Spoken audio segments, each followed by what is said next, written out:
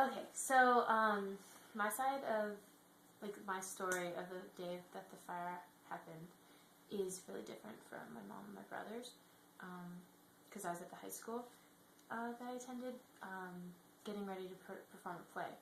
I played an old man. I wore this gross beard and really gross wig, and it was itchy, and I looked so goofy. So I was at the high school completely in costume, looking like an old man. And my best friend's mom came to the school, and I was sitting on stage doing my warm-up, and then someone came in and told me that someone was here to see me, and I thought it was my mom. I thought she was going to be like, oh, I brought you, she had seen the play the night before, but so I thought she was just going to be giving me a good luck gift or something like that. So I was really excited actually. I was like, ooh, maybe it's something good. And I went out to the hall, and then it was Mary Billick, who I actually stayed with for 2 months after the fire. I lived with the Billets. And she was just like, Cameron, I don't want you to worry, but there's been a fire and your brother is hurt. And that was all she said, and immediately I started panicking. And I remember as I was panicking, I was thinking this is probably not a big deal. I'm being dramatic right now, and I'm sure that I'm gonna get to the house and it's gonna be like something on the stove caught on fire, and Keenan or Josh or Jason burnt their hand, and have to get it bandaged, and that's gonna be it. And I was and I'm just gonna feel so stupid after this when it's not a big deal. And I just kept telling myself that over and over again. I think I was trying to comfort myself by thinking it wasn't a big deal. And people helped me take off my wig and my beard. And immediately I went with Mary, and she was like, I'll take you wherever you need to go, Cameron. And we decided to go to my house to get my 2 older brothers and bring them to the hospital so that we could all be there and see Keenan and see my mom. And so we drove to my house, and I remember Mary turning around the car being like, Cameron, I just have to warn you, it's bad. There's a lot. It's bad. And when she said that, I just I felt like I knew it the whole time. Just the way she said it to me. Cameron, there's you wouldn't say it like that unless it was bad. And I was just trying to trick myself, saying that it wasn't that bad. So I got to the house, and it was just I remember driving up onto a street parallel to my street, so I couldn't see my house, but all above it, the entire sky, there's just this thick black smoke.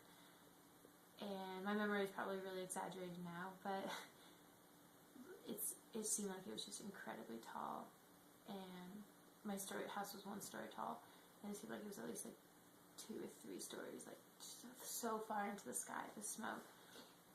And we parked in a parking lot and then walked up the street because there's so many people watching, which really bothered me at the time. I remember thinking what are you doing here?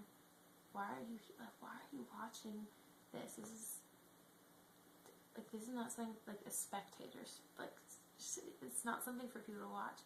I remember making eye contact with this reporter for a local news channel, and just being so mad. What are you doing here? I don't know. It's silly, but it was just that's the worst day of my family's life. Why are you just watching it, But, and I looked over at the house, and we were standing outside, and it was so cold, and my dog was freaking out, and it was just complete flames everywhere, and I don't know, I just I remember thinking I can't believe my mom was in there, my mom and Keenan, and if this is how bad it is, then how bad must Keenan be? How bad must my mom be? And how was my mom able to be in there at all and get Keenan out? How was she able to process that without just I wasn't even in there, and I couldn't even think straight. And then I found Josh, and me and him sat in the ambulance for a while everyone was looking around for Jason, because he got, like, there was so many people watching that he got, like, lost in it almost. And I remember sitting in the ambulance with Josh because it was so cold outside. They didn't want us to be outside. And I think they didn't want us seeing the house because, like, every couple of minutes, like, there would just be a loud explosion noise. And it's an unbelievable amount of fire. Like, absolutely, like, something you don't see in real life. Like, that's something for movies. But yeah, I was sitting in the ambulance with Josh, and Josh is like, my brother Josh is a really strong person, and he's just like a nice guy, you know, and he's not like a sad type of person. And I remember him sitting there, and he started crying, and he was like, Karen, like what are we gonna do? Where are we gonna live? And that was one of the hardest things to hear, and I just didn't know. And I started crying, and I was like, Josh is gonna be okay. Like, we're gonna figure it out. Like something is gonna work out, and we're all gonna be. And Keenan's gonna be okay. I remember I just kept saying that Keenan's going to be okay. Keenan has to be okay. And really, at this point, I had no idea. I just knew Keenan. I had no idea. I was just telling myself that over and over. Keenan's gonna be okay, and we're gonna be okay.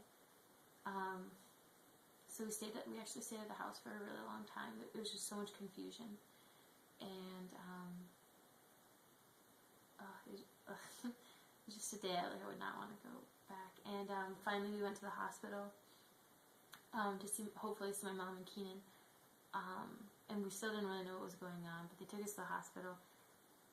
And we didn't know, like, that was the only place we knew to go. Like, that's where my mom and Keenan were, so that's where we should be. It was, like, kind of like that.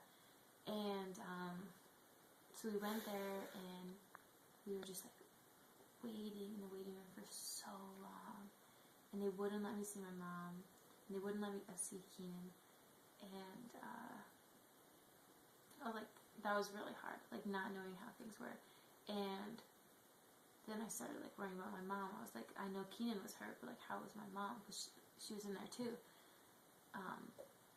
And after, I think it was, like, 4 hours we waited there, just sitting in this, like, it was called a grief room, which is kind of a weird name, but, we were sitting in this grief room, and, or, like, consolation room or something like that. And then finally they let us in, and we went to see my mom, and it was just, like, she was just laying in this bed, and looking so tiny, and her hands were burnt from trying to put the fire out on Keenan, and she had this part of her hair that was singed. If you look really closely, she still has, like a part right here where her hair's just, like, this short, because it got singed from the fire. And, one of the things I remember is that in the corner, of her room, in a plastic bag, were the clothes that she'd been wearing that day. And, her shoes were in there, and they had, like, blood on them, and, I don't know, because Keenan's hand got so mangled, and from when she, like, carried him up the stairs. And, so we went to see her, and then she told us how Keenan was going to get moved to Westchester a couple hours away, and they wouldn't let us see Keenan. I didn't see Keenan for, like, about 2 weeks after, and, it was so scary. Like, we didn't know if he was going to be able to see, or if he was going to be able to hear at all. I don't think I knew then. He didn't have any burns on his face, which is so lucky, and we still didn't know that. Like, I didn't know, like, if he was going to look like a totally different person at all. I just had no idea. And then my mom went with him and stayed in the hospital with him, and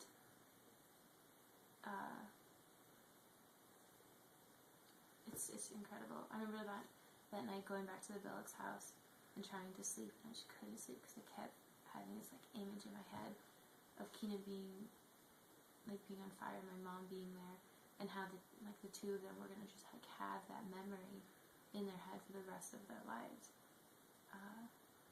They were just gonna be, like, carrying around this extremely painful memory, and, like, for some reason, like, that they would be in so much pain from a memory, like, at the time it seemed worse than that we had lost everything. I think it still does. The medicine Keenan was given makes it so he doesn't really remember that day very well. but my mom still has that memory, and still feels like she could have done more, even though she was amazing, and even though she's the sole reason that Keenan is still alive today. So yeah, that's the day of the fire for Cameron Santos.